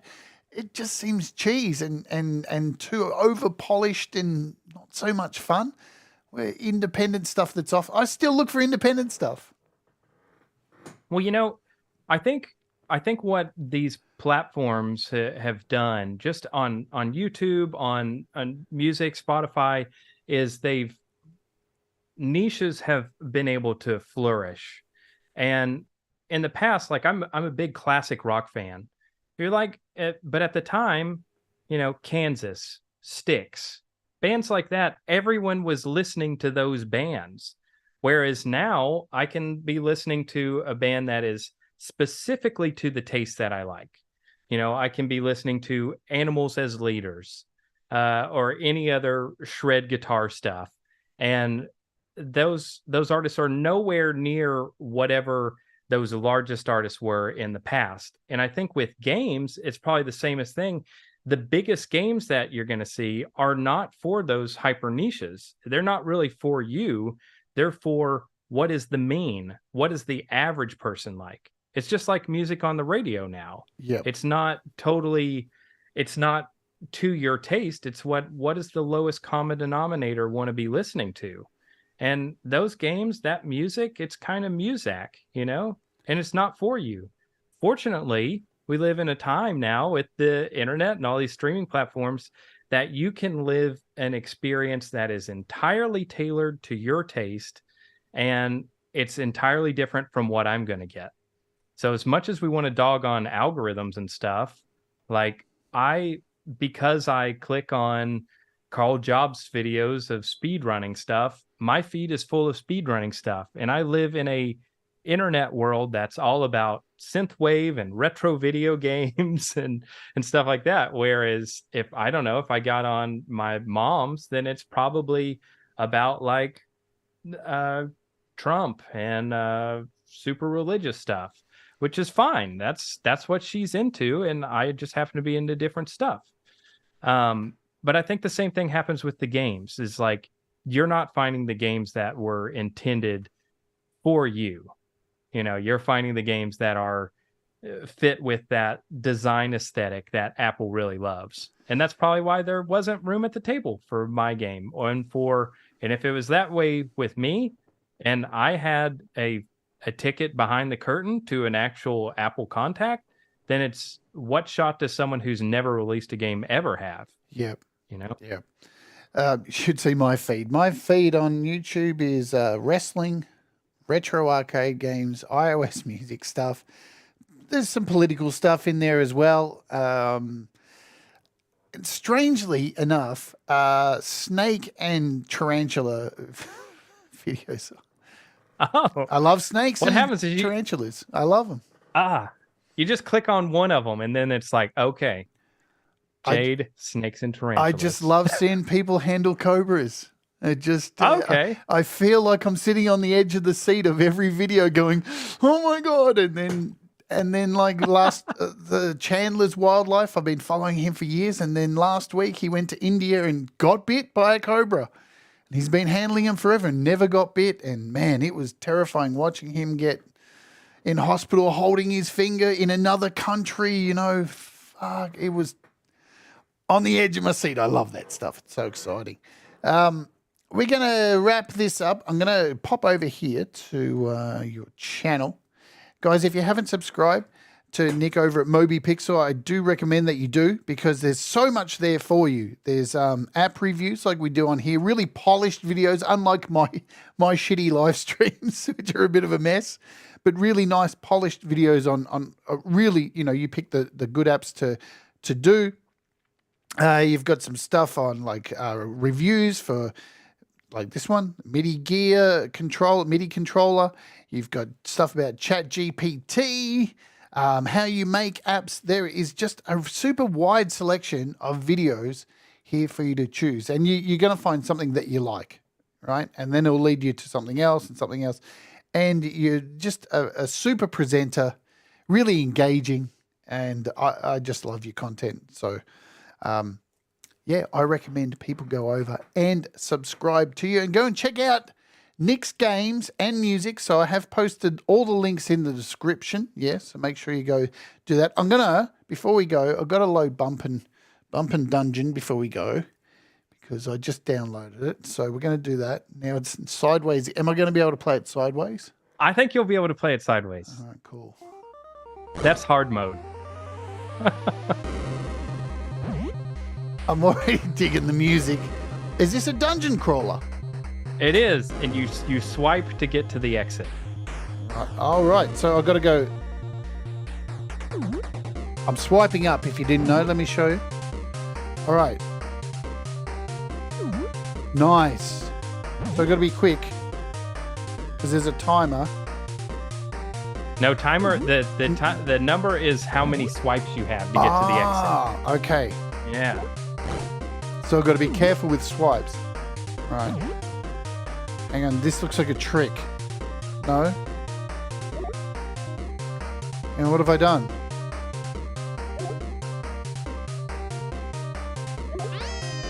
Oh, hang on. What have I done wrong there? Think, Jade. I have to cover all the blocks, don't I? Ah. You're a genius. Okay, shit. What have I got? 6. Hang on. I know, this is hard. It's like doing a live IQ test.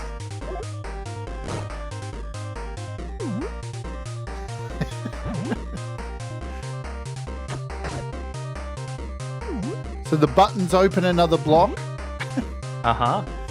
Yeah, finding all the new mechanics as you go. And you haven't had to put anything up there to describe. I should put it on the main screen so people can see what's going. You know how I'm swiping. I'm going to go there. Oh, this button first. What? Oh, no. Oh, Jade, you were close. You were close. I'll give it one more go, this one.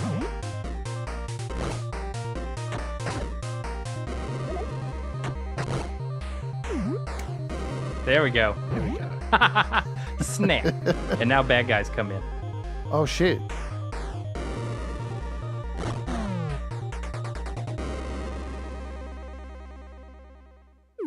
Okay, I'll go through that. Uh-oh, this is going to be tougher.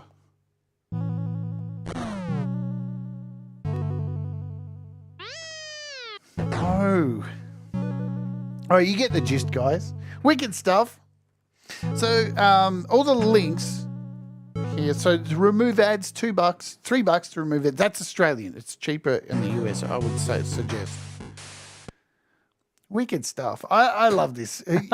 Dude, they're really fantastic games. The music's really awesome too. As I've said during the show, folks, you can, if you really like the music as well, go and support Nick because it's all here on Apple Music. So you can go and look up Nick here, Nick Culbertson on the music app or in iTunes.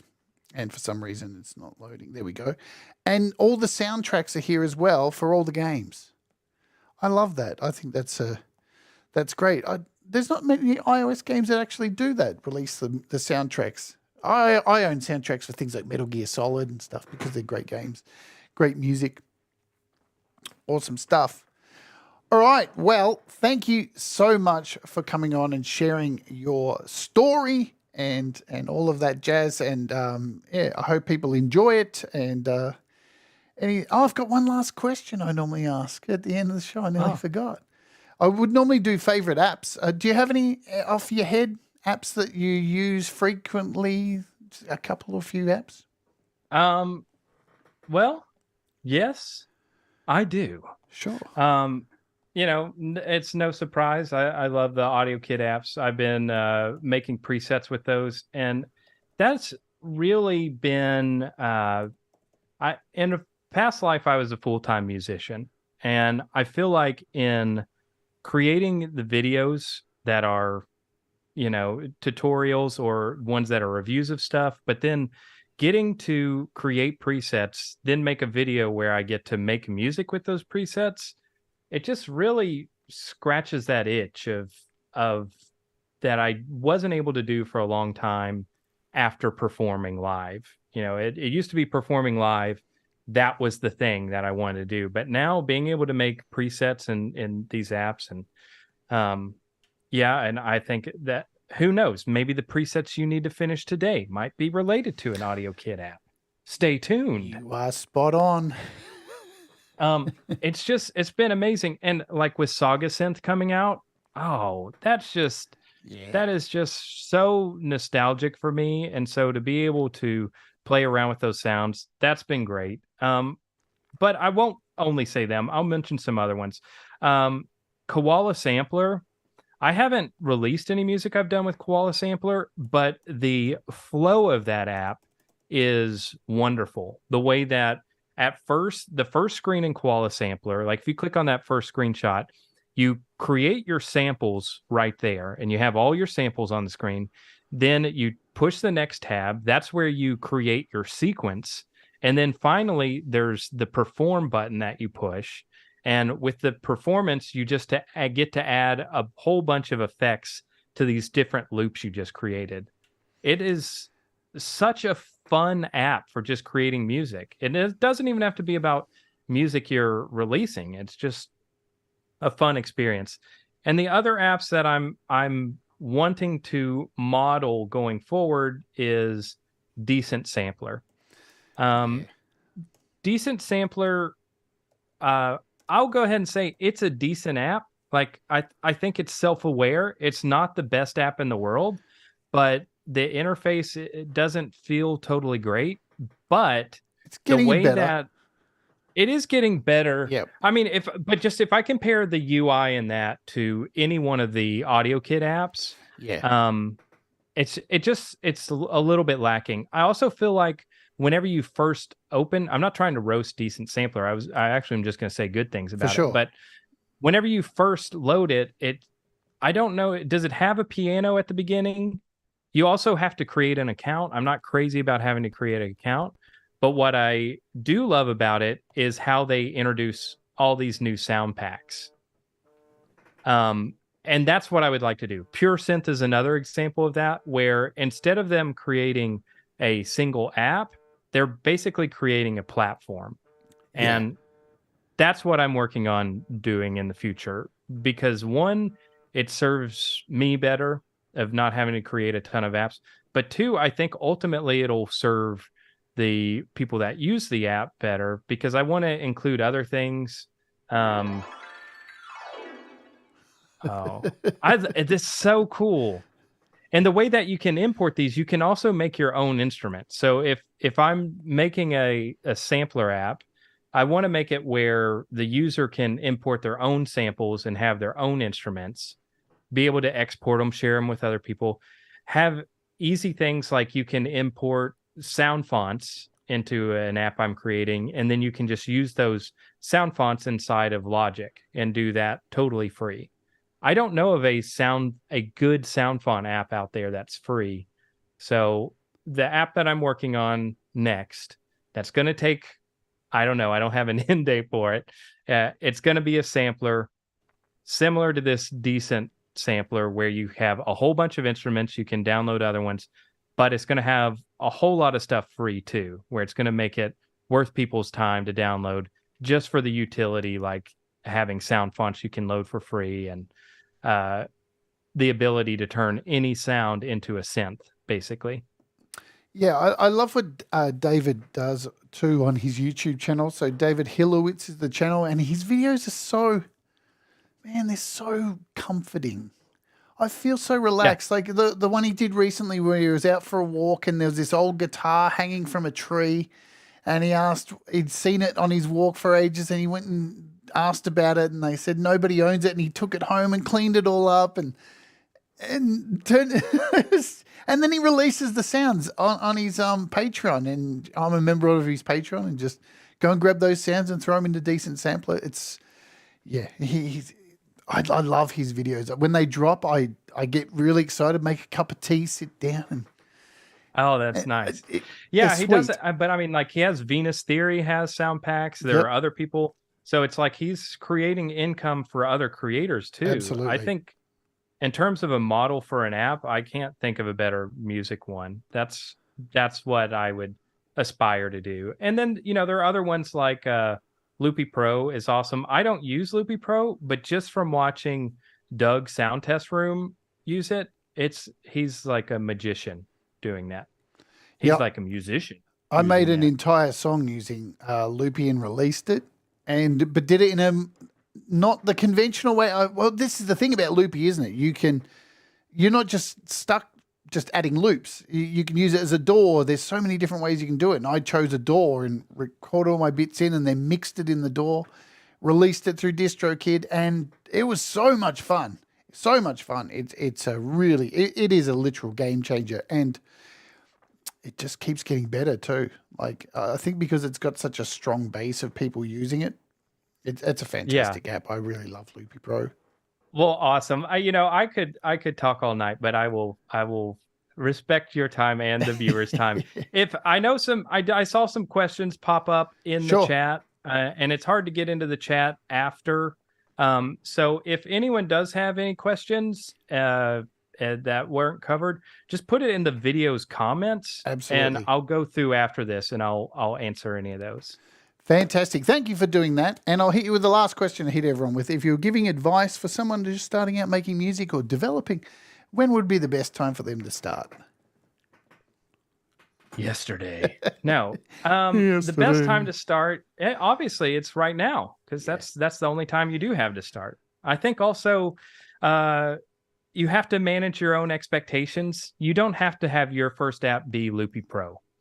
Because it's probably not going to be that. And honestly, you would burn out before you would launch your first thing. So I think start small, just learn, enjoy going up the learning curve, and hopefully you get hooked. That's what happened to me. I got hooked with it, and I'm still doing it like 11 years later. Excellent. Thank you so much for coming on, folks. All of Nick's links are in the description. I want to thank our sponsor for the day, DistroKid. We love you, DistroKid. We're going to go out and play one of the Synthwave tracks from the Synthwave Escape game. This is Meet Your Maker. And, I hope you all have a great day ahead, great evening, wherever you are. Tomorrow we're looking at a bundle app. And on the weekend, I'm singing some crooner classics. And don't forget, the start of next week, I have a brand new rant episode coming out based on energy vampires. It's going to be a fun one. So it's going to be a rant, let me tell you that.